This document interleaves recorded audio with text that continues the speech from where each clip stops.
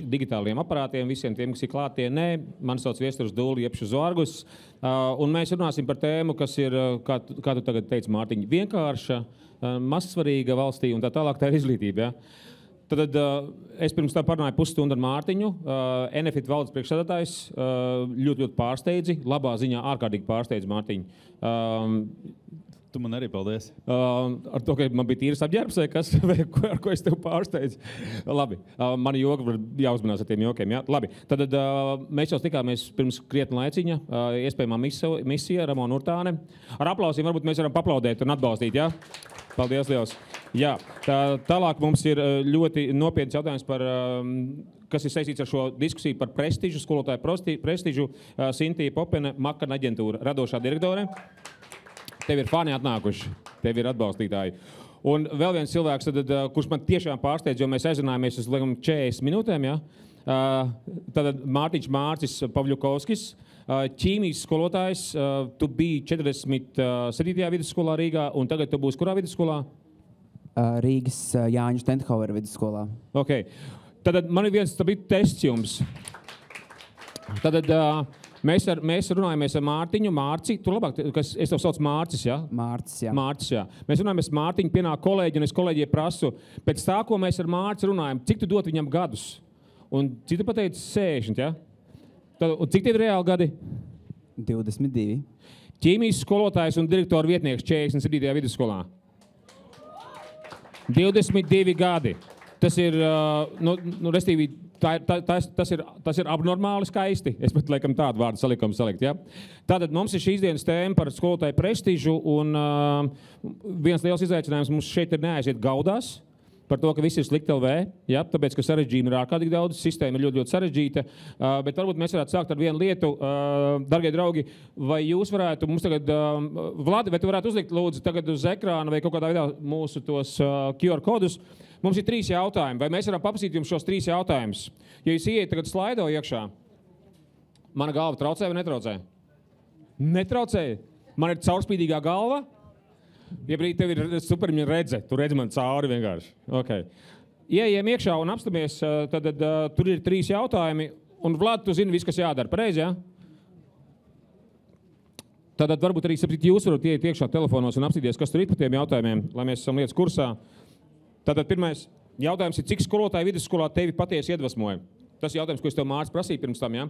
Tātad, iedomājies, jums ir 1. līdz 12. klasē, un 1. līdz 12. klasē tu ej cauri, un tu domā, oi, šis bija burvīgs skolotājs, šis iedvesmoja. Cik jums skolotāji skolā savulaik ir iedvesmojuši? Var domas saprast, ja? Tāpēc, ka skaidrs, ka tas skolotājs, kas iedvesmo, viņš jau atstāja to pozitīvo pēcgaršu. Viņš rada šo word of mouth reklāmu, kas aiziet skolotāju prestīžu stāsts, pareizi. Tad labie skolotāji dara brīnums. Tā, esat pirmajā jautājumā iekšā, ja? Ok. Tad reku mums ir cipari parādās, mums ir uidienījās 1-0 ir, ja? Mums ir cēnerīts arī, uiku skaisti, 10 skolotāji, tas ir daudz. Cistapā, Ramona, kā tev liekas, cik mums ir skolotāji caurmērā dzīvē, vai kā sanāk bērnam no 1. līdz 12. klasē, cik skolotāji ir? Kāds cipars jums nāk prātā? Kādi 20 varētu būt, caur visām klasītēm izējot? Nē, tur ir aptuveni 40 vajadzētu. 40? Jā. Tātad jūs tagad ciparu, ko jūs ierakstījāt, ja? Jūs iezīmējat tos skolotājus, kas jūs ir iedvesmojuši, vai ne? Viņi ir labi darījuši savu darbu. Un vienkārši pateikšu dīvainu analoģiju. Tātad šis ir tas sarežģītais elements, kur mēs iesim iekšā, jo iedomājieties, ir kādreiz kāds braucis ar autobusu, piemēram, ja? Teiksim, jūs esat braukuši ar autobusu, vai ne? Un tad jūs esat priecīgi, ka autobusu šoferis aizved tev līdz galam, vai ne? Ak, Dievs, ko labi sajūta, mani aizved līdz galam. Ar skolotājiem būtu jābūt tā pašam, vai ne? Viņš aizved tev līdz galam, viņš tev iemāc matemātiku. Vai skola tev sagatavo kaut kam tur. Tātad, ok, mums ir šobrīd, kas mums ir vidējais cipars, kurš var pateikt video ciparu šeit? Lielākais ir... Cik skolotāji vidusskolā tev patiesi iedvesmoja? Nu, es skatos, ka tur ir 5 lielākais, un te ir 10 vēl. Visi vienam ir. Tad, klausies, mums uz testiem jāved tev ir. Kurš nobalsoja par visi? Var pacelt roku? Neatzīstās, jā, bet ķiķinās. Ok, labi, ejam uz nākamo jautājumu. Nākamais jautājums ir, cik tevprāt viegls vai izaicinošs skolotāji... Atvainojies, vai tu piekrīsti kļūt par skolotāju, ja saņem tādu pašu vai līdz 50% lielāku atalgojumu kā tagad? Vai tu piekrīstu kļūt par skolotāju, ja saņemtu tādu pašu vai līdz 50% lielāku atalgojumu kā tagad? Mums jāsāk taisīt ar atlasi. Ramona, reku mums ir jā, ja? Tad tas, kas ir nobalsojis jā, tad tam ir noteikti, man liekas, uz iespējamā misija jādodās, vai ne? Pie tevis. Tā, ok. 37% mums ir jā. 36% nē. Ok. Labi, ejam tālāk. Nākamais jautājums. Sapratām, ka tur gan jā, gan nē. Grūti pateikt arī dažiem. Ok.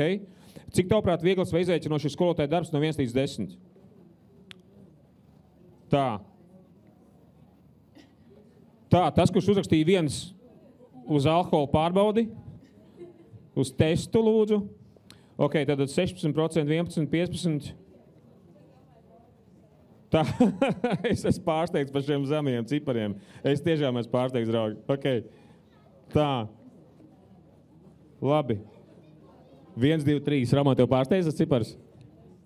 Mārci, tev pārsteidz? Jā? Ok, draugi. Paldies, Mīš. Tad, zinu kā, es varbūt šo nofotografēšu vienkārši, lai man tie cipari pie rokas, lai es viņus tā kā var atcerēties. Tad es vienu īsu lietiņu, ka pirms mēs sākam ķerties klāt, es pateikšu vienkārši faktu, ka es 16 gados, labi, jūs zināt, apmēram daudz ir redzējuši man televīzijā droši vien, ja? Ok. Es esmu 16 gadus tagad izglītībā, un man ir bijuši kaut kādi 2000 lekcijas skolās arī skolotājiem. Es tiešām zinu skolotāju dzīvi, ikdienu. Es vakar norunāju 2 stundas ar direktoriem, un šodien ar izglītības ministru tiekos vēl kaut ko, un skolotāju profesiju vienkārši gribu jums pateikt. Visu laiku pasaulē skolotāja profesija ir top 5 stresānāko profesiju vidū. Kopā ar policistiem, kopā ar ugunsdzēsējiem. Visu laiku, tas ir gadu no gadu, tas ir 10 gadiem. Tad tie, kas nospēj to apakšējo ciparu, tas nozīmē, ka vienkārši trūkst informāciju.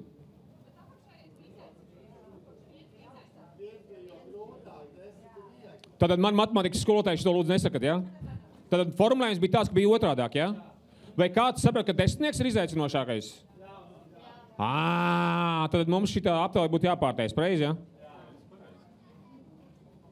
Cik viegls vai izaicinošs? Viens ir ārkārtīgi izaicinošs. Sapratu. Paldies tev liels. Kā tev sauc? Agita? Regīna. Regita. Iedomājies, sāk padoties, un tad Kārlis? Ok, Regita, paldies tev, Mīšā. Citstarpā paldies, ka palaboji, lai nebūtu muļķības ētrā. Jā. Paldies tev, Mīšā. Tad 27% saka, ka ļoti izaicinoši, un paldies jums, ka jūs to redzat un saprotat. Jā. Ok. Labi, draugi, mūsu tēma šobrīd ir par prestižu. Tā ir sarežģīta tēma, tāpēc, ka viņa pēc būtības, pēc manas saprašanas, ir sekas ļoti daudz kam, kas notiek sistēmā. Kāda ir skolotāji, kāda ir samaksa, kāda ir vecāka izpratne, kāda ir mēdī izpratne un tā tālāk. Bet varbūt jūs varat īsumā pateikt kaut kādu savu īso piču, 1, 2, 3 minūtes, kas jums liekas, kas ir tie galvenie cēloņi par skolotāju prestižu un no kuru gala jūs iet, lai to sāktu celt augšā. Jo Somijas vienkārši mazā starpība, kur Ramon tu var palabot mani, tikai top 5% absolventu ar tendenci tiek par skolotājiem, jo tur ir diezgan liela konkursa un tā tālāk. Nu, arī tur ir trūks skolotāji, mēs bijām Somijā pirms mēneša. Bet kas jums tagad nāk prātā par prestižu skolotājiem ar domu, ko varētu darīt? Mēs varam sākt, kuram Mārci, mēs ar tevi pirms tam iesildījāmies, droši vienkārši ņemat mikrofonus un neprasat, lai es uz bakstu. Ok? Droši. Top 3 lietas, jā. Noteikti varētu minēt tādu lietu, kas grauj to skolotāju prestižu, iespējams ir, par ko mūsdienās visu laiku runā, tas ir atalgojuma problēmas. Otra lieta ir tas, ka skolotāji netiek novērtēti skolās no vecāku puses, no skolēnu puses, dažkārt arī no skolas administrācijas puses. Un trešā lieta, iespējams, ka arī valsts kā līmenī skolotāji kaut kā netiek tā pacelti augstāk. Ok. Tas otrais elements bija, tad netiek novērtēti no vecāku puses un no skolēnu puses, ja? Nu jā, dažkārt tāda sajūta, ka vecāki uzskata skolotājus par tādiem kā apkalpojušā personālu. Ok, citstarpā viens ļoti labs skolas direktors aizgāja šonadēļ prom no darba, tāpēc bija vecāku mobbings. Vienkārši bija vecāku mobbings, vecāki nesaprot, vecākiem nav empātija mums skolās nemāca. Viņi atnāk saviem uzstādījumiem kā patērētāji pret kaut kādiem servisu darbiniekiem, un tur ir agresija, burtiski tur ir agresija, jā. Ļoti labs skolas direktors aizgājā. Paldies, Mārci. Turpiniet droši, kā jums turpinās, jā?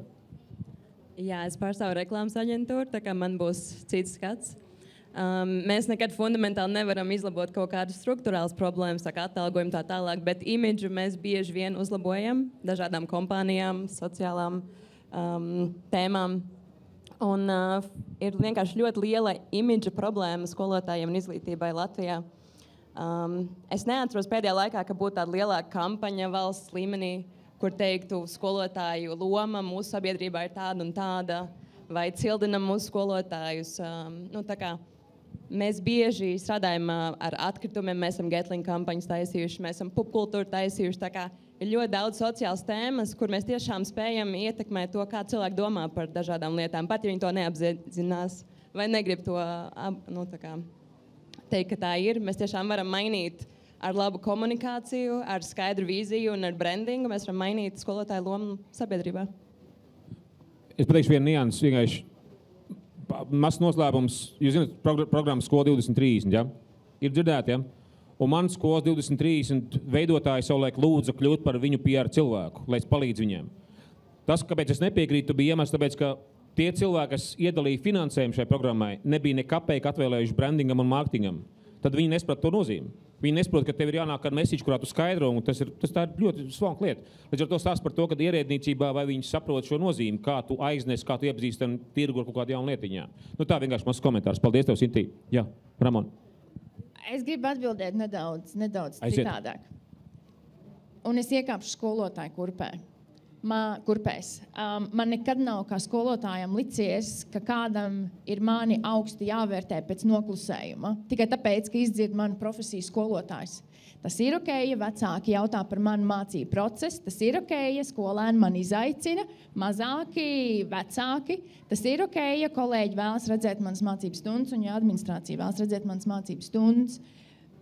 Es nedomāju, ka kādam ir defaultā jāredz mani kā vienu no svarīgākajām profesijām, un tev ir burtiski jāpielūdz mana profesija. Tāpēc mans uzdevums ir parādīt maniem skolēniem, kur, protams, to jau pieredz to caur mācību stundām, bet arī vecākiem to, kāds ir mans mācību process, kur es savus skolēnus vēlos aiznest. Tikai tajā brīdī, kad es saviem skolānu vecākiem parādīju vietu, kur viņi var būt klātesoši mācību procesā, tikai tad mums veidojās attiecības. Un es nekad neesmu sūdzējusies par to, ka es justos no vecāku puses nenovērtēt. Manuprāt, tas sākas ar to, vai es esmu gatava ielaist pašas vadītā mācību procesā, lai ieraugu, ko es daru. Bet neuzskatīt to, ka tev ir pēc noklusējuma principa mani jāceļ augstāk par jebkuru citu. Izaicini mani, un es tev parādīšu, kas notiek pie manis. Burvīgs komentārs, Ramon. Viens jautājums no zālē. Vai jūs varat pacelt rokas tie, ka arī kaut ko labi pateikuši skolotājiem, ja jūs redzat, ka skolotāji labi dara darbu? Ir kāds var pacelt rokas, kur vienkārši ir teikuši kaut ko labu skolotājiem? Ok, paldies, jā, kolosāli, paldies. Un vēl papildus dīvains jautājums. Vai kāds no jums, kaut arī jūs redzējāt, ka skolotājs dara labi darbu, tomēr nav pateicis? Tāpēc, ka vienkārši mēs esam latvieši, mēs nemētājamies labiem vārdiem. Ir kāds, kas ir noklasējis un nav pateicis? Man liekas, ka visiem vajadzētu pacelt rokas. Tāpēc, ka ir bijušas situācijas, vienkārši tu redzi, labi ir izdarīts darbs, bet ko es tagad iešu, tagad viņu apskaušu un samīļošu un nobičošu zvaigu un teikšu, ka Dievs kolosāli, tu dari savu darbu. Viņš no tevis aizbēgs un padomās, ka tu esi armēnis. Ļoti dīvains komentārs, atvainojos. Ok, labi. Haizivs netraucē, lūdzu, te ļoti nopietnas sarunas, ok? Paldies, Haizivs, ko tu dari. Tu esi skolotājs? Ok, jā. Mārtiņ. Par prestižu. Es domāju, ka nevajadzētu glorificēt vai stādīt kādu augstāku, bet es domāju, ka mums kā sabiedrība ir jāapzinās un ka skolotāji tomēr ir mūsu un izglītība ir mums ārkārtīgi svarīga un svarīga uz visām nozarēm. Un skolotāja darbs ir arī jānovērtē atbilstoši. Un viens ir tas zīmols, par ko tu tika runāts, un tā ir pusēja uzvaras, ka skolotājiem zīmolu arī pozicionē tajā virzienā, ka tu dari jēgpilnu darbu, ka tu esi svarīgs, ka tu ietekmē visas pārējās jomas. Un tas arī iespējams ļaut piesaistīt aizvien vairāk skolotājus. Īpaši šajā millenniāļu un Gen Z paudzē, kuriem tā misijas apziņa ir vēl vislielākā. Un otrs ir par faktisko reālo novērtējumu, par to, kāda ir darba apstākļi, kāda ir darba vide, kāda ir organizācija, kāda ir kultūra skolās un kāds ir gala beigās arī tavs atalgojums. Ok. Vēl viens fakts vienkārši, vēl viens jautājums. Tad mēs ar Ramonu pirms tam izrunājām savulaik, mēs satikāmies ar tevi iespējamās misijas mācību procesā un tā tālāk. Man ir jautājums auditorijai. Kā jums liekas, cik skolotāji gada laikā saskarās no 100% skolotāju Latvijā cipars ap 25,000, ja dažādi pedagoģisko speciālistu Latvijā ir. 25,000 speciālistu tādās skolās. Cik no 100% viņu gada laikā piedzīvo izdegšanu? Kā jums degās? Kāds ir cipars? 70, kas vēl? 80, kāds vēl cipars? 10%. Okay. Tur ir dažādi tie parametri, pēc kuriem to var mērīt, bet tas viens no cipariem, uz ko es vados, ir 85,1%. Un vēl papildus jautājums. Kā tu esi spējīgs strādāt, ja tu esi izdedzis? Ir tāds, es esmu izdedzis, es aiziešu uz darbu. Es gribu šos 20 bērnus savaldīt savā priekšā. Tiem bērniem 2 šķirās vecāki. Viņi tur sprākst emocionāli. Man gribās, es esmu izdedzis, man gribās ar viņiem pastrādāt. Par domas, tad tur ir stāsts par to, ka tā ir lieta, ko es laikam Ramon tev neesmu stāstījis. Es šodien izstāstīju bišķi Mārtiņām par to, ka ir slodze, pārslodze. Mums ir ļoti sistēma būvētas to, ka nav slodze, atslodze. Mēs bišķi tā krītam iekšā, ka skolotāji izdeg vienkārši, ka tā ir milzīgs jautājums. Un man tagad ir jautājums tāds, neprasts varbūt jums jautājums. Kā jums liekas, ko tautā runā par skolotāju profesiju? Jo, Sintie, es ticu, tad mēs varam parunāt vēl par to prestīžu caur mēdījiem, ar kampaņām, bet ko tautā runā? Jā, tad cik sanāk, jums bija apmēram 10% labo skolotāju, kas jūs iedvesmoja, pareizi, jā? Ko tautā runā apmēram? Kāda jums ir sajūta? Jo šis ir ļoti sarežģīts jautājums, ja mēs godīgi esam par to, jā? Tautā runā noteikti, ka ir pietiekuši liels laiks, lai atpūstos vasarā, jā? To runā tautā. Skolotājiem ir forši, jo tu visu vasaru brīvi. Un tas ir mīts. Tas ir mīts. Kas zīmīgi, tas ir mīts, jā. Nu, tāpēc, ka arī tas laiks ir, ticiet man, pusi no skolotājiem, ja viņi ir izdeguši, iedomājieties viņiem tiešām cik ilgu laiku, lai atgūtos vajag, vai ne? Bet tātad, ko tautā runā? Un tur ir patiesībā zemteksts ir jautājums par mēdījiem. Ko mēdī vēl tur tā kā no otras puses runā, vai ne? Nu tā, droši. Kāda jums ir sajūta? Jo šis tas, ko it kā mēs nevaram kontrolēt, vai ne? Bet tas ir milzīgs aspekts. Es personīgi esmu saskāries ar vecāku viedokļiem, strādājot skolā, ka jums jau skolotāji par visu samaksā, jums jau paceļ algas nemitīgi uz augšu un tam līdzīgi. Nu, tas ir tas, ko es reāli kā strādājot skolā saskaros. Un tas ir mīts numur 2. Mēs varētu saukt mītus, pareizi, Ramon, mēs varētu saukt mītus, ko mēs redzam, ko nezinu par skolotāju profesiju, par izdegšanām, par algām, par emocionālo slodzi un par stresa apjomiem tā tālāk. Nu tā. Jo darba apjoms principā visu laiku arī pieaug, jo izglītībā ienāk ļoti dažādi šeit skolēni, kuriem nepieciešami ir individuāls atbalsts, iekļaujoša izglītība un tam līdzīgi. Un tas prasa ļoti lielu piepildu no pedagoga tieši gatavoties šim stundām, diferencējušo mācību procesu un tam līdzīgi. Ramon, kā tev šķiet? Ko tu par šo teiktu? Ko tauta runā? Tātad, ko tauta runā, jā. Pēdējās ziņas, ko es lasīju LSM par to, kādas dāvanas skolotājiem, par ko Facebookā skolotāju vidē bija dažādi viedokļi. Un tas aizskāra tos, kas nekādā veidā nesagaida nekādas dāvanas un pat ir ieviesuši savu dāvanu politiku, nekādā gadījumā neko nedāvināt. Ja vajag dāvināt, tad noziedojiet to naudu, ja kurā gribas kaut ko tērēt.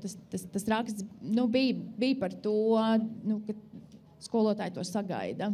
Tas tā vispārinām bija. Un diezgan regulāri ir arotbiedrības vadītāja ar prasībām par atalgojumu, par mācību materiālu neesamību un tā tālāk. Es teiktu, mēdījos diezgan negatīvi. Okay. Var pacelt rokas, kuriem šeit ir bērni? Ok. No tiem, kas pacēla, vai kāds var padalīties ar kaut kādu veidu, kā jūs esat atbalstījuši skolotājus? Var kāds vienkārši padalīties un pateikt? Kas ir tas veids? Vai kāds varbūt redzējis, jā, arī, kur mums aizmūrē ceļu roku, tu vari nobļaut? Tu esi rakstījusi skolai projektu. Kurai skolai, kurā novadā?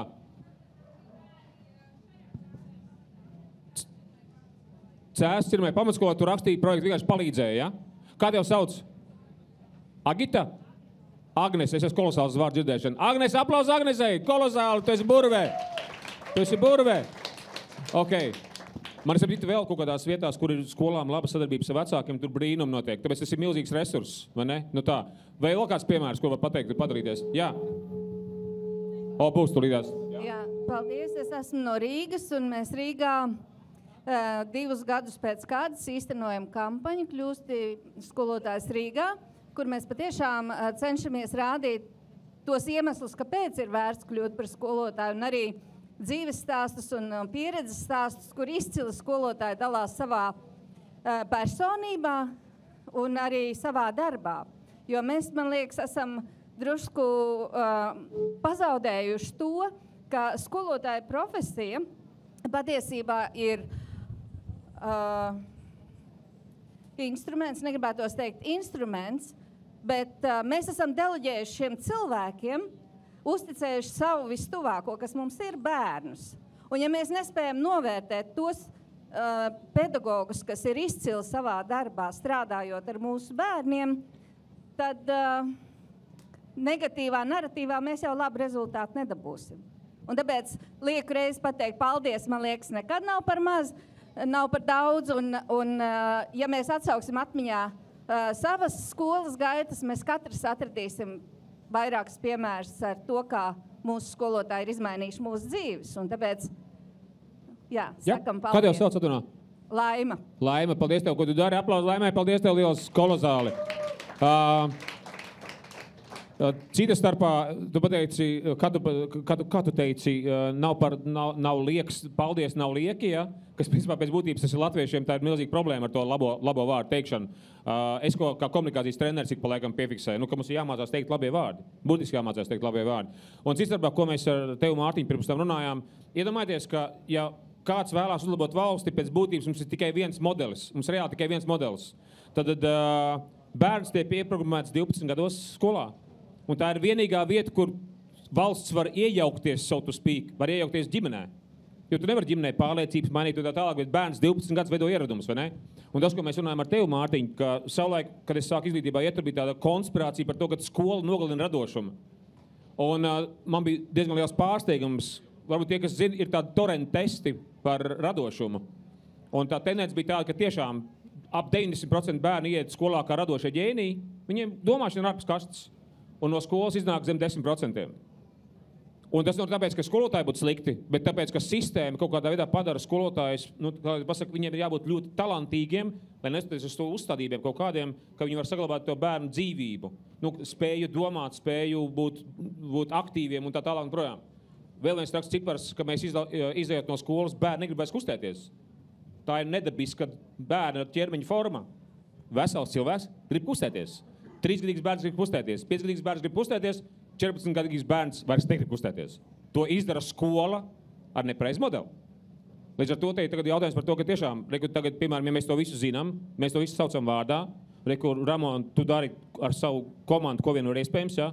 Kas ir tā sistēmiski, ko var uzlabot? Jo es ar savu mācībspējas programmu daram, ko mēs arī varam, bet kas jums nāk prātā? Ja gadījumā kādam no auditorijas ir varianti, droši sakat, ja?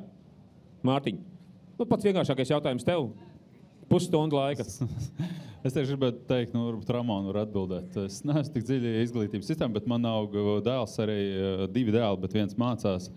Un tā varētu būt, un tā ir, visticamāk, stingri noteikumi. Mēs arī iepriekš ar Ramonu vienā no diskusijām runājām arī par šo, ka ir jāatrod tas balanss arī skolās un arī biznesā. Tā ir starp kontroli un uzticību un ļaušanu attīstīties, augt, pieņemt savus lēmumus, kļūdīties, mācīties no kļūdām un iet uz priekšu. Es arī iepriekš minēju to piemēru ar to, pastiprinot tavu hipotēzi par to, ka nogalinam radošumu, tad bērni tik tiešām viņi mazi ir ļoti radoši un ka pieaug mēs zaudējam ļoti daudz tās savas īpašības, kuras īstenībā ir mūsu tā konkurētspēja mūsdienu laikmetā, gan nenoteiktības, gan mākslīgā intelekta. Un šeit es apsolīju aizsūtīt to video par tiem bērniem, kur 4-5-gadīgie bērni viņiem uzdod jautājumu, ko tu gribētu mainīt savā ķermenī, un viņi saka, es gribētu tur spārnus, es gribētu asti, es gribētu tur būt neredzams. Savukārt to pašu jautājumu uzdodot pieaugušiem, viņi saka, es gribu lielāks krūtis un mazāk degunu un platāks plecus. Un tā starpības starp to, cik tu domā autoboks, ir neizmērojama, protams. Ja tev pajautāt, vai tu gribi spārnus tagad, es nezinu. Tad neprast man to publiski, jo pēc tam to nopublicēs, kas jauns un privātā dzīve, un man vairs neliedīs nevienā skolā iekšā. Tā. Bet es tev pēc tam personiski pastāstīšu. Ramon. Jautājums ir par to, kas ir jāuzlabo? Kaldzum? Vai jautājums ir par to, kas ir jāuzlabo? Jā. Man prātā ir 2 lietas, bet es skatīšos no iespējamās misijas perspektīvas. Pirmā lieta ir, visiem skolotājiem ir jābūt atlasei. Ja mēs domājam, tu jautāji par bērniem, vai es būtu gatava atstāt savu bērnu skolotājiem, kurš nekad nav izgājis nevienu atlasi. Es teiktu, no mūsu misijas perspektīvas, mēs redzam tos kandidātus, kas neiztur atlasi, nepietiek ar labo gribu būt 20, 30 bērnu priekšā. Tev sirds pukst pareizajā pusē, pareizajā ritmā, bet ar to nepietiek. Tev ir jābūt skillsetam, prasmju un īpašību kopumam, kas tev ļauj gan spēt pašsaglabāties, tu zini, tu spēj noturēt savas robežas, vienalga, par kurām mēs runātu, nemaz nerunājot par tām zināšanām un kompetencijām, kas tev ir jāiedod, tie ir mācību jomas perspektīvā, bet es domāju, ja mēs, ja mēs nodalām mācību priekšmetu prasmes, tad es teiktu, numur 1, tev ir jāiztur kārtīgi atlases, kas tev iedod pārliecību pašam, ka tu spēj intensīvā, ļoti intensīvā un emocionāli piepildītā darba vidē vadīt mācību procesu.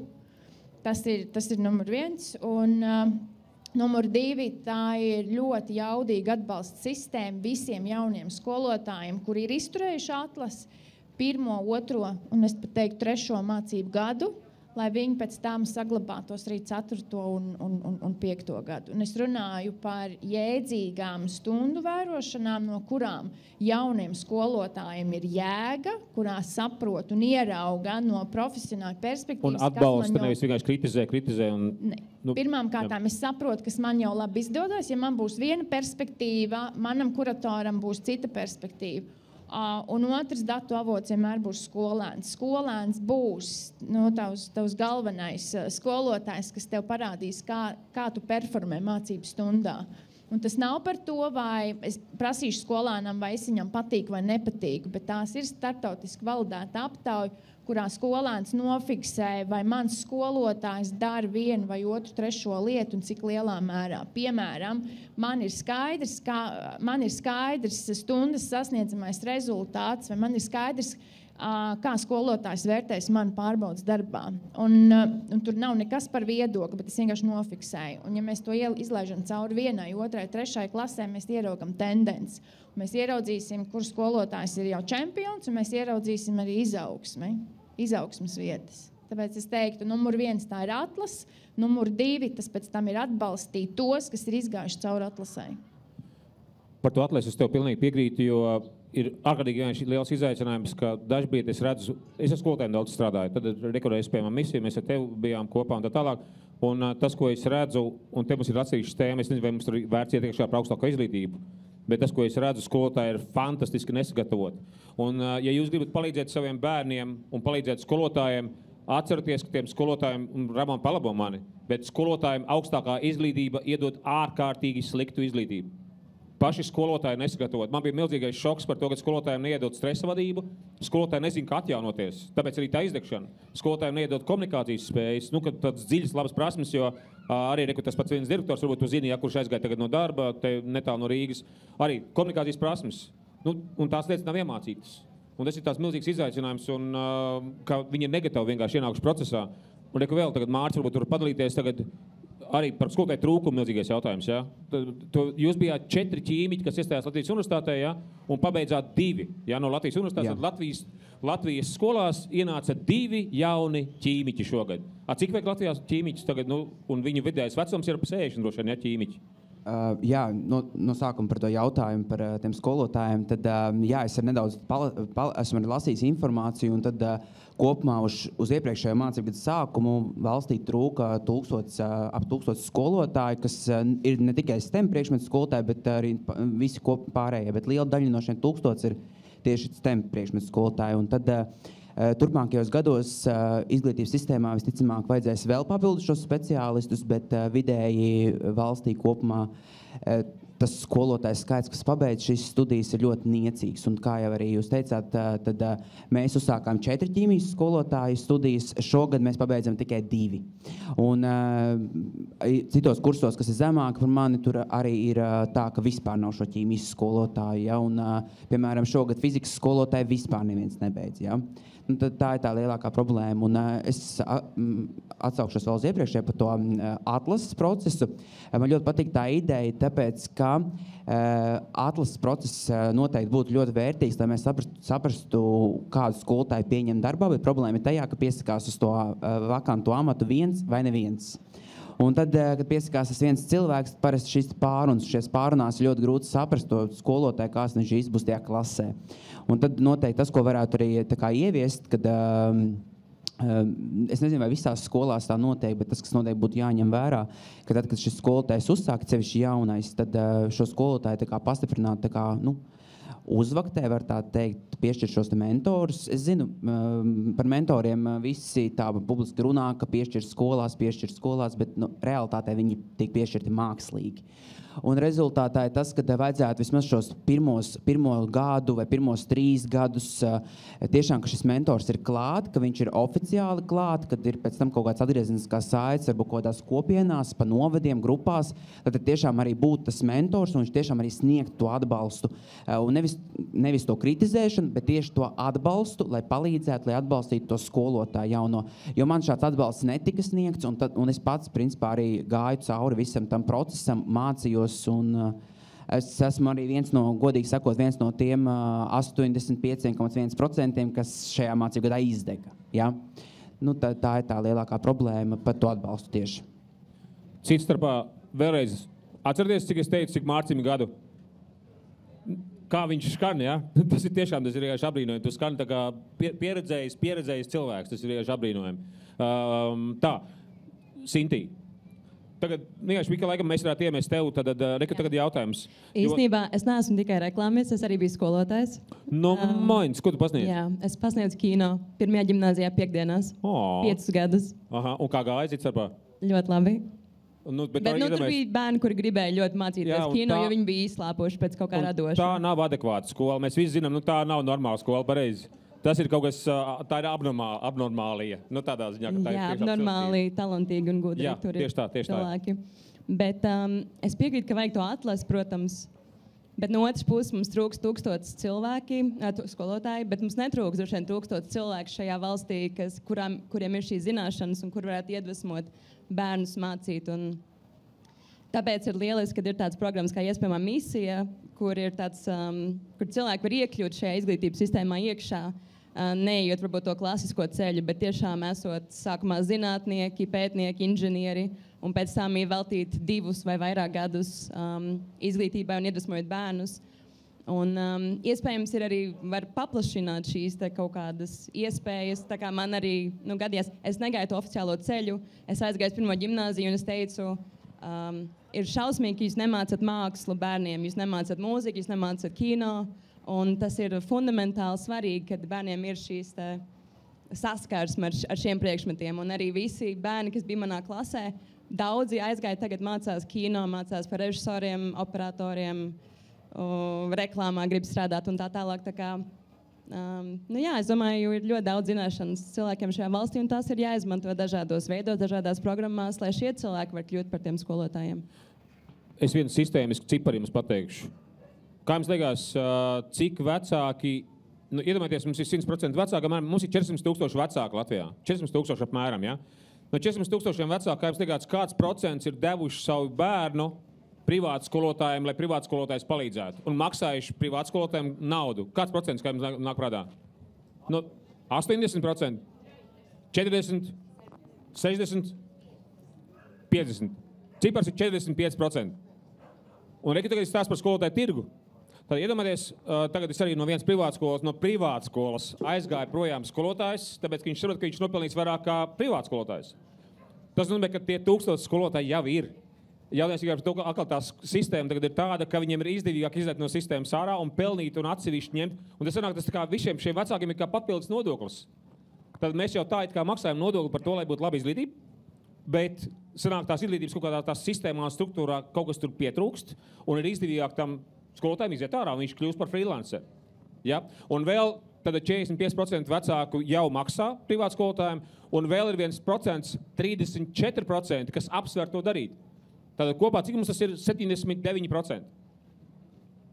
79%. Tātad tie ir skolotāji, tur ir apjoms jau, kur ir tie skolotāji tas potenciāls, vai ne? Nu tā. Un tas ir atkal sistēmiskais jautājums, jā. Kā mēs to varam risināt? Un vēl viena vienkārši nianse. Tev ir tas jautājums par to, kā jums liekas, cik izaicinoša šī profesija.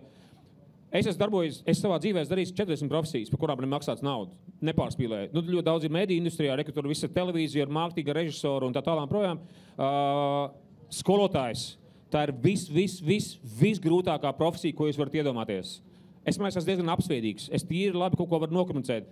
Man ielika uz nedēļu tukumā vienā skolā, lai es pastrādāju ar klasēm par to, kur bērniem turpināt savu karjeru. Jo es esmu taisījis, to atrod savu aizrošanos, kā cilvēkiem karjeru turpināt. Un pēc pirmām 2,5 stundām, droši vien tagad Mārci un Ramon, jūs zinās, par ko tas nozīmē, man iedeva, diemžēl tā skola, ko nokļūdījās, iedeva 2 visgrūtākās klases.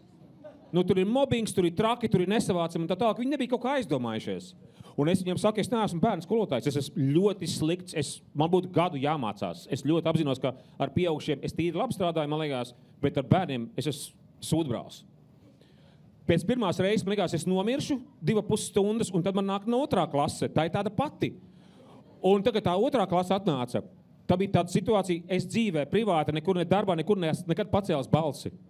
Un man ir situācija, ka man priekšā ir 3 tādi, viens ir gorilla, viens ir suns un viens ir lauva. Viņi plēšās savā starpā, visi klase aiziet hajā, un es stāvu un es domāju, vai es tagad pacelšu balsi, vai es nepacelšu balsi. Vai es pacelšu balsi, vai es nepacelšu balsi. Ja es pacelšu balsi, vai tie vecāki momentāli zvanīs bez tabū, vai viņi vēlāk zvanīs bez tabū. Es pacēlu balsi. Es sagatavojos, lai nokontrolētu, kas ko tur pacēlu, savācu, un es aizgāju mājās pilnīgā šokā. Es esmu izgāzies. Es esmu lūzers, un es esmu tik savaldīgs cilvēks, un es tīri labi cilvēkiem tiek galā, es ar šiem dzīvniekiem netiku galā. Nākamā dienā bija dubultšoks. Es atnāku uz nākamajām klasēm, 8 no rīta sēžu, tur tāds sakņups, domāju, kā es izturēšu tās 7 stundas, Nāk 2 stīči no tās vienas klasītes trakās, kur es pacēlu balsi ar maisiņu. Un viņi ir uzdāvinājuši, viņi grib kaut ko man uzdāvināt. Maisiņā ir iekšā želejas konfektes, gummy bears vai kaut kas tam līdzīgs, ja? Un Coca-Colas pudele. Tas jums, skolotāji, paldies, ka jūs mums savu vakardien tādu foršu stundu uztaisījāt. Man ir šoks numur 2. Es esmu pacēlis balsi, es esmu izgāzies, es esmu saklietis uz viņiem, un man atnes, es biju pelnījis Coca-Cola. Tas bija viss, ko es biju laikam pelnījis, un tā tālāk. Bet tas stāsts par to, ka mēs neapturam, cik tā ir sarežģīta, abnormāli sarežģīta profesija, jo mēs ar Mārtiņu runājam, tev ir 2 bērni mājās. Abi 2, viens ir ūdens, viens ir uguns. Viens ir tāds, viens šitāds, un tad tev priekšā klasē 20 bērni, no kuriem 5 vecāki šķirās, viņi emocionāli viņiem visi iet pāri krastiem, un viņus savākt, tas ir ārkārtīgi grūti. Man ir vienkārši tāds emocionāls izvirdums, tagad es atvainojos, vai kādam kāds komentārs par šo. Ramon.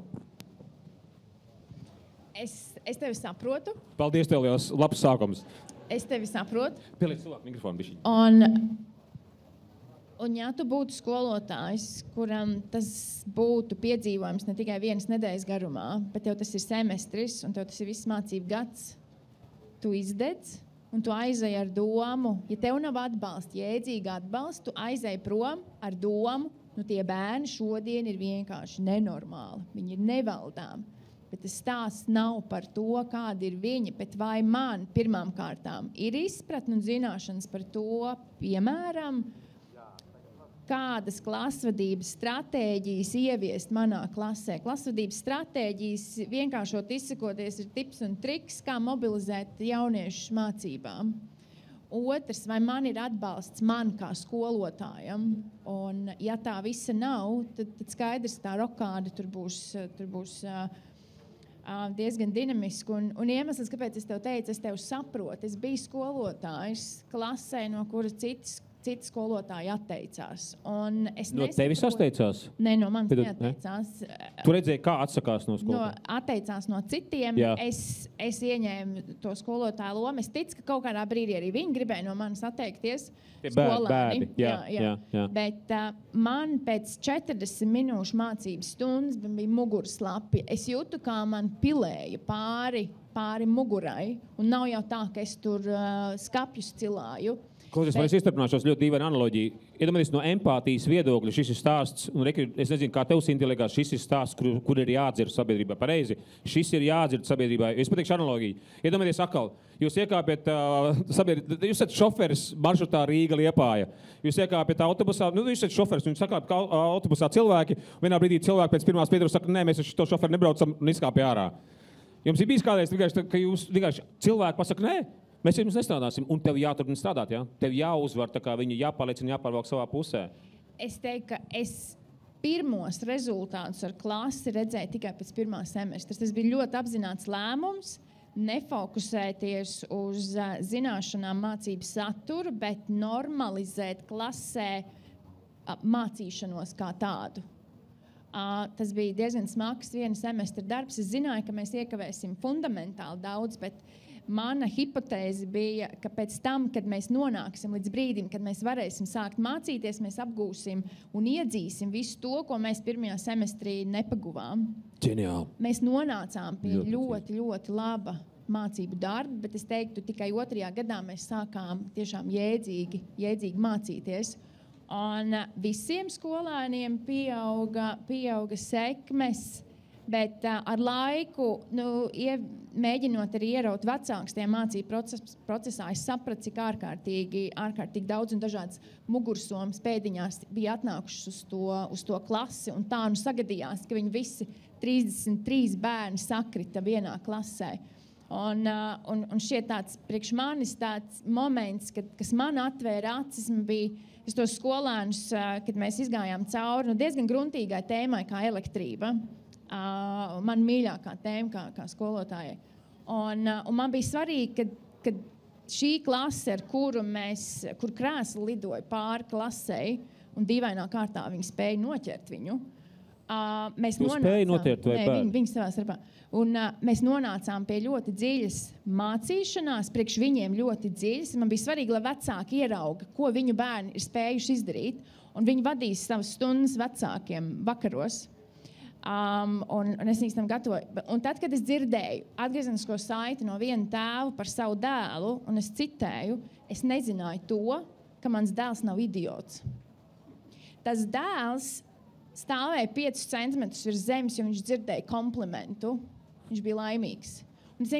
Un tie katrs tas ģimenes stāsts ienāca tajā klasē, un kad es ieraudzīju tos vecākus, man iedeva atbildi, kāpēc mums ir gājis grūti, bet mēs tam esam izgājuši cauri. Un pēc gada mēs varējām sākt mācīties, arī tie, kuri ne kripatiņu nespēja sev noticēt. Bet mums bija jāiziet cauri tai transformācijai un bija jāiziet cauri ļoti grūtām attiecībām ar vecākiem, bet es teiktu pamatā, tās bija attiecības, un tā bija numur 1 ticība man bērniem. Mēs varam šo izdarīt, un jūs to varat izdarīt. Mēs varbūt varam paplaudēt. Man liekas, tas ir ļoti skaisti. Tas ir ļoti iedvesmojoši. Paldies, Ramon. Cits starpā, Ramon, es kaut kādā brīdī tev aizsūtīšu to mūsu mācību spējas programmu, jo vienkārši viens pētījums no Anglijas, ko es laikam ar Mārtiņam pirms tam stāstīju, tad Londonas ekonomikas skola, tā London School of Economics, tad es gribu uzsvērt vārdu ekonomikas skola, taisīja pētījumu, kas bērniem skolā ir primārs, lai viņi dzīvē būtu sekmīgi. Tad iedomājieties, ka jums ir bērns, jūs gribat, nav svarīgi, vai viņš būs miljonārs, vai viņš būs slavens, vienalga kas, jūs gribat, lai tas bērns ir sekmīgs, pareizi, tas ir primāri. Viņam ir laba ģimenes dzīve, viņš jūtās pilnvērtīgi dzīvē un tā tālāk. 3. vietā no prioritātēm ir sekmes. Tā ir 3. vieta. Kā jums liekas, kas sabiedrībā kā tāds, ko mēs pieprasām skolām, sekmes ir augstāk vai nav augstāk? Tā ir viena no prioritārām lietām, ja ko pieprasa. Kas ir otrā lieta, kā jums liekas, kas varētu būt 2. un 1. vietā, kas ir prioritārs bērnam skolā, lai bērns būtu pilnvērtīgi piedzīvot savu dzīvi? Kas jums nāk prātā, kādas idejas? Jā. Labi apstākļi. Cik tev gadi ir? 13 gadi. Ko tu sauc par labiem apstākļiem? Spēļu konsolu zālē vai kas? Es daudzos, piedod. Iet skolā. Un justies droši. Kā tev sauc? Gustavs, paldies, piedod, kolosāli. Tad justies droši, ja? Make sense? Tad justies droši. Gustavam variants. Kāds vēl variants? Kas ir prioritārs, lai bērnam būtu sekmīga dzīve? Kas vēl nāk prātā? Jā. Komunikācijas prasmes. Tas virziens ir pareizs. Ļoti labi. Kas vēl? Attiecības. Kā tev sauc? Kristīna, tu zini to pētījumu? Jā. Tad attiecības bija 2. vietā. Es uzsveru vēlreiz, tā ir Londonas ekonomikas skolas pētījums. Ja tie ir biznesa cilvēki, tad attiecības ir 2. vietā. Un kas ir 1. vietā? Varianti. Vienkārši. Kas jums nāk prātā? Iedvesma, kas? gaidas, ekspektācijas, labbūtība, emocionālā labbūtība. Tad iespējams tas ir tas, ko tu, Gustav, domāji, tad es jūtos droši, bet es jūtos labi. Ja? Es jūtos labi. Latvija mobbingā, kurā vietā Eiropā ir, kā jums liekas? Mēs esam pirmajā vietā, diemžēl. Neplaudējam, šis būs ļoti melns humors, ja mēs šitam plaudētu, bet mēs esam pirmajā vietā mobbingā Eiropā. Un tas ir stāsts par to drošību un tā tālāk. Tad mums ir tas, ko tu stāstīji, Ramon, viņš ģeniāli paskaidro, un tāpēc mēs uztaisījām mūsu programmu Mācību spēja, ka kamēr mēs nesakārtojam šo emocionālo labbūtību, kamēr mēs nesakārtojam attiecības, mācību process nesākās, skolotājs izdeg, un tad aiziet apburtais loks, no kura mēs vienkārši netiekam ārā. Un ļoti iedvesmojuši tev stāsts, Ramon, paldies tev liels, un cits starpā es gribu pateikt milzīgi paldies arī Mārtiņam, tad Mārtiņa uzņēmums Enefit, ja, atbalsta iespējamo misiju, tu esi tas, kas atbalsta arī izglītības projekts, un es gribu vienkārši paprasīt, varbūt te ir vēl kāds turīgs cilvēks vai uzņēmuma vadītājs, kas tevi mudināja un mudina investēt izglītībā, jo tas ir ārkārtīgi svarīgi, jo tagad vienkārši reāli. Mums nav jēgas runāt šobrīd par naudas palielinājumu. Ukraina šī situācija mega lielu budžetu aizvirza uz aizsardzību, saprotami, mums ir jāatrod esošajā līdzekļu resursu daudzumā kaut kādas citas iespējas. Kāpēc tu atbalsti? Kas tev nomotivēja? Un paldies tev pirmkārtām. Jā, mazliet noreflektēšu par iepriekšējo jautājumu par to labbūtību. Un te var vilkt paralēls arī ar biznesu, ar kultūru uzņēmumā, jo tieši tā cilvēki, kur ir iesaistīti, kuriem ir tas misijas apziņa, kuriem ir Latvijas sakot drives, tie arī patiesībā nes to rezultātu. Un labbūtība ir viens no mums arī uzņēmumā galvenie, teiksim, tie atkal latviski KPI, viņi ir, mūsu peļņa ir vienādā līmenī ar darbinieku iesaisti un vadītāju kvalitāti. Tātad peļņa ir saistīta ar to, kā cilvēki iesaistās, protams. Kā viņi jūtās procesā un tā tālāk. Jā, un viss sāks arī no vadītājiem, un ja vadītāju kvalitāti, mūsu darbinieki novērtē savus vadītājus un gan to komunikāciju, gan visi tie apakš lietas, bet primāri tas ar to sāks, un tad veidojas tā droša vide caur uzticību, kur tad arī cilvēki var savu potenciālu īstenot. Un savukārt atbildot, kāpēc mēs iesaistamies projektā, tas nav es personiski, bet paldies. Enefit ir organizācija.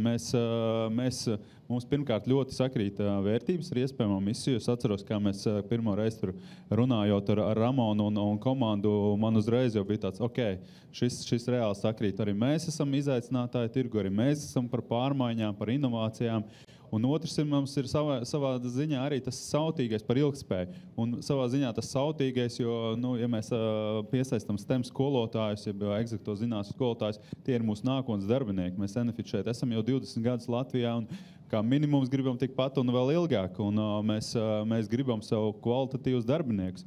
Šobrīd mēs vēl spējam nodrošināt paši sevi ar inženieriem, un mums piesakās kandidāti pietiekoši daudz, bet tā tendence jau iezīmējas. Mēs redzam, ka uz projektu vadītāju, uz inženieru pozīcijām piesakās reizes 5, pat 10 reizes mazāk nekā uz pārdošanu, marketingu un citām pozīcijām.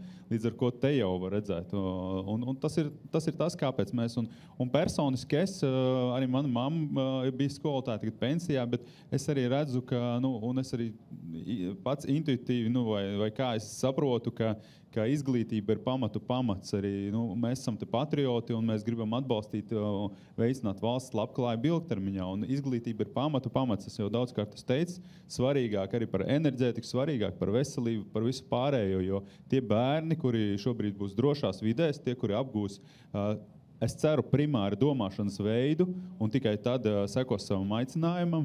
Tie būs tie nākotnes daktori, nākotnes ķīmiķi, inovatori un radošie mediju stratēģi un vispārējais.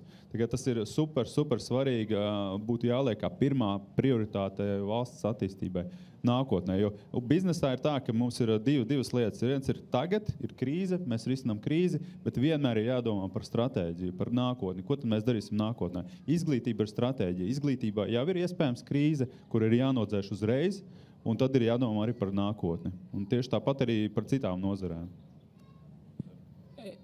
Aplaudējumi.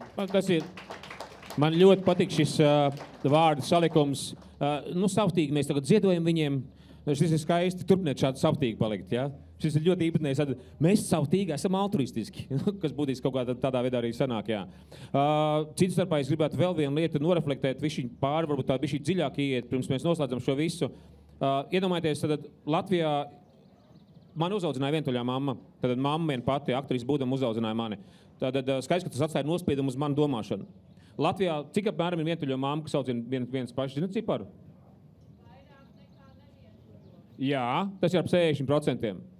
Tad tas nozīmē, ka šie bērni aiziet ar kaut kādām sāpēm uz skolu, un tās skolas tās sāpes iet zālē, vai ne, kas ir klašu audzināšanā un tā tālāk. Un tas, ko tu tagad stāstīji, Ramon, tas ir stāsts par to, ka tur notiek savā ziņā terapija. Tur patiesībā notiek terapija ar to, ka vecāks ierauga kaut kādu pilnīgi jaunu sev parametru, ka mans bērns nav idiots. Vai arī mums bija tagad piemērs ar Mārupas vienu skolu, kurā mēs iegājām ar mācību spēju, un tur bija 5 bosi, kas taisīja mobbingu.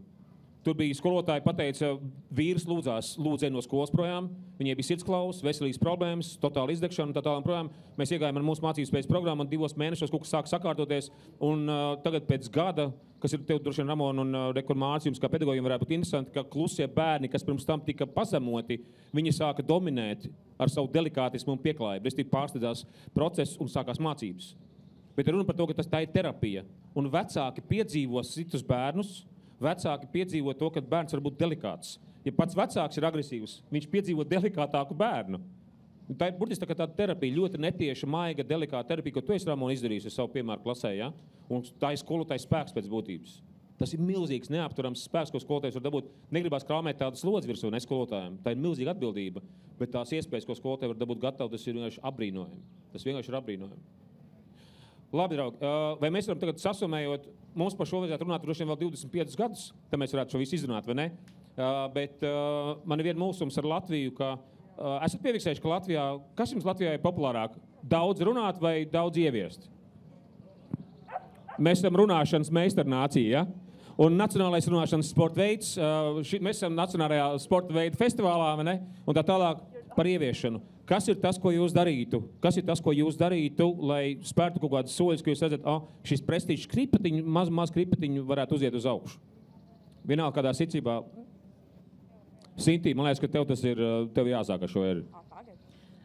Jā, man šķiet, ja mēs gribam piesaistīt tādus cilvēkus kā Ramona un tādus talantīgus, izturīgus, noturīgus skolotājus. Arī kā Mārcis. Arī kā Mārcis, jā. Es vienkārši Ramonu pazīstu bišķīt labāk.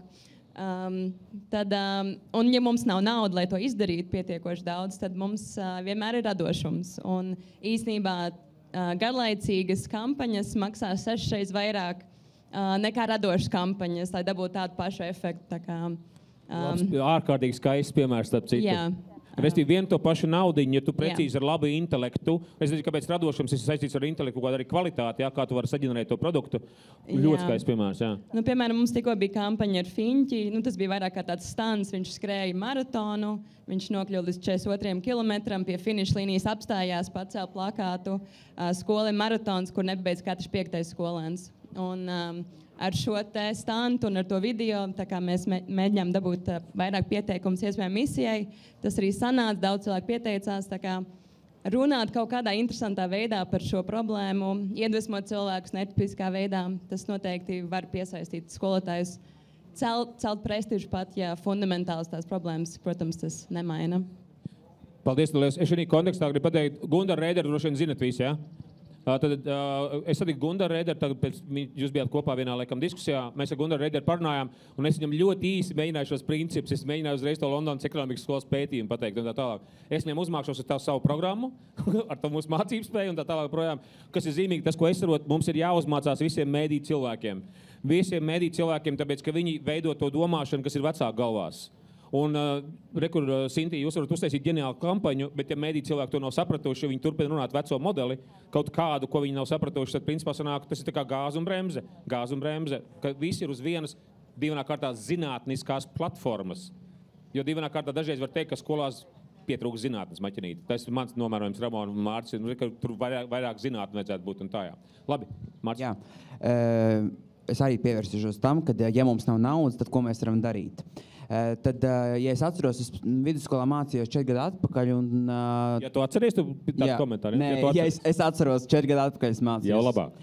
Tad vidusskolas posmā mums par karjeras izglītību tā kā runāja, bet ļoti vispārīgi. Un tad es esmu tā domājis arī par šiem 4 gadiem, kamēr es mācos, kā tad es varētu, kā students varētu piesaistīt jaunos pedagogus ienākt skolā. Un tad tā domāju, noteikti būtu ļoti interesanti, ja varētu studenti vai jau profesionāli kādi skolotāji, kas strādā gadiem, varētu doties, pieņemsim, pa Latvijas skolām. Un attiecīgi topošiem absolventiem 12. klases arī stāstīt par šo skolotāju profesiju, tā kā atbalstīt, ieinteresēt viņus un tā kā arī virzīt doties, virzīt arī tā kā mācīties šo skolotāju profesiju. Tā ir tāda viena no idejām, ko noteikti varētu. Un tas, kas šobrīd arī ir, manuprāt, valsts ir ieviesusi pāris jau tādas lietas. Šobrīd arī ir jau viens projekts, ko valsts organizē, un tad attiecīgi tur ir valsts metodiķi, kas attiecīgi palīdz, kas apvieno visas Latvijas skolotājus, konkrētās jomas pedagogus, tādās kā mācīšanās grupās, kur tad skolotāji var dalīties saviem piemēriem, saviem padomiem, un tā kā arī iegūt arī kaut kādu atgriezenisko saiti, lai tad varētu uzlabot savu to tā kā, plānošanas procesus. Pats arī esmu piedalījies šajās tādās kā sarunu istabās, kur ir iespējams dalīties tiešām ar citiem kolēģiem un saņemt šo atgriezenisko saiti un smelties tādas idejas. Jo dažkārt ir tā, ka es sēžu un domāju, kā man sagatavoties tai stundai, piemēram, un es nezinu, kā sagatavoties, vai es nezinu, kā piemēram, tikt galā ar to skolēnu, kas tur mobbingo visus pārējos. Un tad tādās istabās, kopienu istabās to ir iespējams tā kā iegūt arī. Šī ir viena īpatnē lieta, es nezinu, kurā vēl profesijā. Es pateikšu ārkārtīgi dīvainu piemēru, tad vienkārši reflektējot uz to, ko Mārcis pateica. Es nezinu, kā tikt galā ar to skolēnu, kas mobbingo pārējos. Es Facebook ļoti redz skatos, man izlaic ārā viens ļoti dīvains piemērs, kaut kādā Valkas autobusā šofrim nācās izdzīt ārā piedzērušos pasažieri. Un tas ir apmēram tas pats. Un man bija piemērs, es strādāju vienā no skolām Rīgā, un tad mēs esam mācības visai skolā par emocionālo inteliģenci, par komunikāciju un tā tālāk. Un es ienāku nokavēšanos mūsu mācībās direktora ar sporta skolotāju, un viņas abas ir nosarkušas. Un abas divas ir precīzas, nekad nav notakavējušas, un man bija uzstādījums nekad nekavēt. Ja jūs nokavējat, vienkārši paliekat ārpus, viss nekavējam. Viņas ienāka nokavēšanos, sarkaniem ģībiem, es saprotu, ka neko neprasīšu, viņas apsēžās, un pēc tam es prasu, kas jums notika. Izrādās, viens bērns sporta zālē no augšas bija noplējis nost tādu margu, un markai galā bija nagla. Noplējis to naglu un domājis tā, vai es varu apakšā parāpīt kādam bērnam lejā, un viņš bija metis pirmo, nebija trāpījis un metis otro, un ar otro bija bišķiņ trāpījis vienam bērnam pa plecu. Tas ir tagad direktors, to sporta skolotāji, viņš to ierauga, un kas tagad notiekās? Pirmais ir tiesvedības kaut kādas, ko vecāki pieprasa, otrais ir bez tabū, un tavu karjeru būtu beigusies. Tā ir tava ikdiena skolā. Un es iedomājos, man nākamā dienā bija darbs Svetbankā ar Svetbanku vadītājiem, un es iedomājos, ja Svetbankā kaut kas tāds notiktu, tur būtu konsultācija no Stokholmas, konsultācija no turienes, viss būtu nopamperēts, tur būtu mārketinga aģentūra pieslēgusies, Makan Eriksson, vēl kaut kas. Tur ir tikai tas direktors ar to sporta veselības skolotāju, tur var nosist bērnu tajā brīdī, iedomāties? Un tev kā pieaugušiem tev ir atbildība. Tas ir tas, ko tu, Mārcis, saki, par to, ka es nezinu, kā man tikt galā ar to mobbinga bērnu. Mēs neaptveram, cik sarežģīta ir skolotāja profesija un cik tur liela talantu vajag tiešām tiem cilvēkiem. Paldies, Mārcis, Ja man ir jāatbild uz jautājumu, kā uzlabot profesijas prestižu, tad man rodas paralēlais jautājums, kas ir tā problēma, kuru mēs atrisināsim tad, ja profesijas prestižs būs augsts. Es domāju, no manas perspektīvas visticamākais, ka es gribētu redzēt, ka būtu daudz lielāka ieinteresētība kļūt par skolotāju.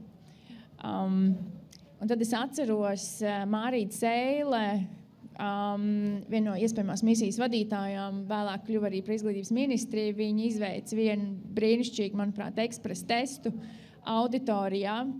Viņi lūdz pacelt rokas visiem tiem, kuri uzskata, ka mums ir vajadzīgi labi skolotāji. Es domāju, nav grūti iedomāties to, ka visi pacēla rokas. Tad viņi aicināja otrajā jautājumā paceliet rokas tie, kuri atbalstītu savus bērnus, ja viņi kļūtu par skolotājiem.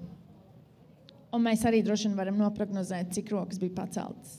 Dažas. Burtiski tās bija dažas. Tāpēc es teiktu, ka tas ir stāsts par to, kā mēs katrs uztveram skolotāju, un par to, vai mēs redzam to kā perspektīvu profesiju, Un tad es nonāku pie tās manas atbildes, kur no tā, ko es šobrīd redzu, kā runā par skolotāju profesiju, tad es teiktu, mēdī, kas ir mūsu 4. vara demokrātijā, būtu tomēr atvērtāki daudz vairāk dziļākiem un pozitīvākiem stāstiem par šo profesiju. Skaidrs, ka ir jāfokusējās arī uz izaicinājumiem, un tos nekādā gadījumā nebūtu jāpaslauka zem tepiķīša, un tas ir jāienes kopīgajā diskusijā, bet tas ir jālīdzsvaro ar pozitīviem stāstiem un es teiktu dziļākiem par to, ko skolotājs dara ikdienā. Paldies tev liels. Paldies tev, Mīša Ramon. Jā, Mārtiņ. Jā, mums uzņēmumā ir tāda metodoloģija Widely Important Goals, WIG, kur viena no galvenajām mācībām ir par to, ka to fokus un disciplīna, respektīvi noteikti prioritātes un reāli īstenot darbības, lai sasniegtu šo rezultātu.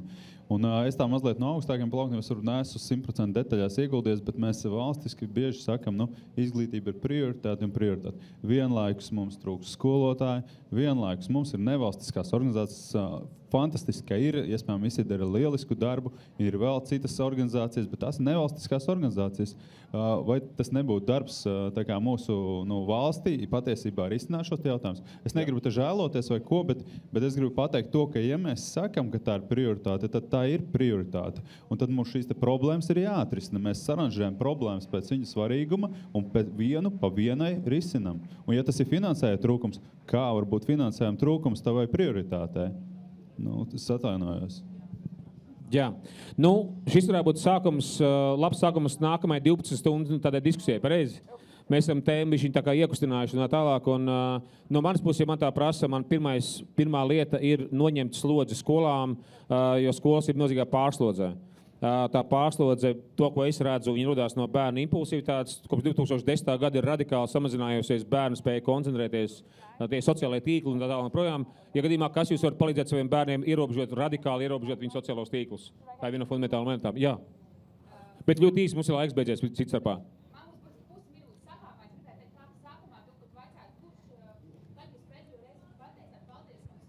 Jā.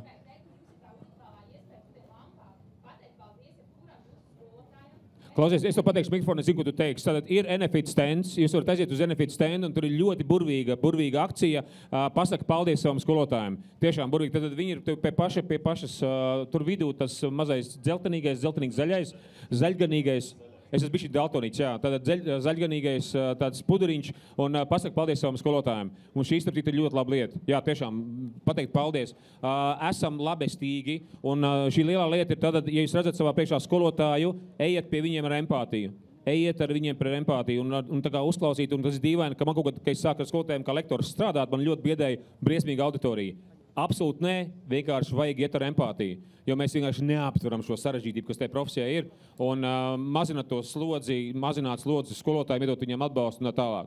Paldies, mīļš, jums, ka jūs te bijāt, un paldies, ko jūs darat, un paldies, ka jūs bijāt atnākuši, un Gustav, lai tev labi skolā, ja? Ok? Čau, paldies, mīļš!